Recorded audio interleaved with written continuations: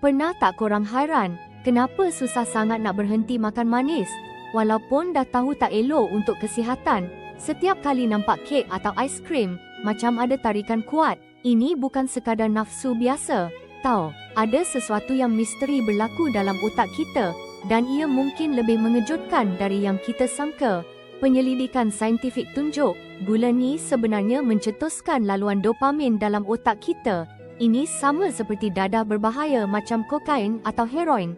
Bila makan manis, otak akan lepaskan hormon dopamin secara mendadak.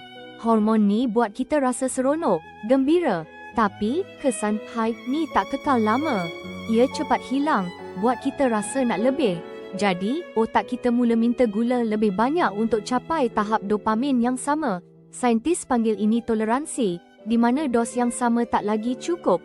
Kita makan makin banyak gula, tapi rasa seronok tu makin kurang.